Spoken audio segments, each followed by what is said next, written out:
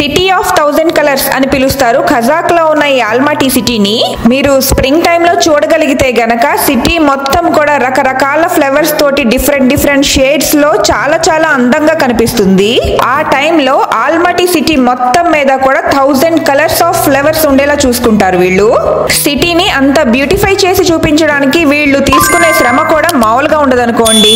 Atom మొదలైందంటే మొత్తం అన్ని చెట్లు ఇంకా ఆకులు పువ్వులు మొత్తం అన్ని రాలిపోయి వింటర్ లో రాబోతున్న ఫ్రీజింగ్ స్టేజ్ కి రెడీ అయిపోతాయి. మామూలుగా పెద్ద పెద్ద చెట్లు అయితే గనక వాటంతట అవే షెడ్ అయిపోయి అవే నేచురల్ గా జరిగిపోతుంది ఆ ప్రాసెస్. అదే ఇలాగా రోజెస్ లాంటి చిన్న చిన్న మొక్కలైతే గనక ఇక్కడ చూపిస్తున్న విధంగా ఇంకా మిగిలిన ఫ్లవర్స్ ని ఆకుల్ని మొత్తం అన్ని కూడా వీళ్ళే ట్రిమ్ చేసేసి ఇంకా ఇలాగా ఓన్లీ స్టెమ్స్ తో ఉంచుతారనమాట. సో దట్ ఇంకా రాబోతున్న వింటర్ లో ఈ స్టెమ్స్ అన్ని కూడా ఇలా మంచు కింద ఫ్రీజ్ అయిపోయి ఉంటాయి.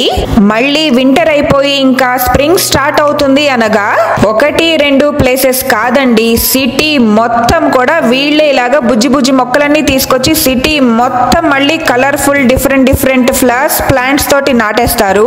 ఇలాగా తులిప్స్ అని రోజెస్ అని డైజీస్ అని ఇంకా రకరకాల ఫ్లవర్స్ అందులో అవైలబుల్ గా ఉన్న రకరకాల షేడ్స్ అన్నమాట.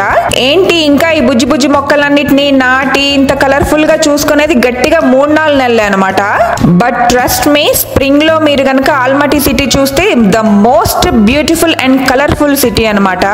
గట్టిగా మాట్లాడితే 4-5 మంత్సే గానీ మళ్ళీ తర్వాత ఇవన్నీ ఏమీ ఉండవు, ఫ్రీజ్ అయిపోతాయి అని తెలుసు కూడా వీళ్ళు తీసుకుంటున్న శ్రమకి చేస్తున్న పనికి పెద్ద హ్యాట్స్ ఆఫ్ కదా.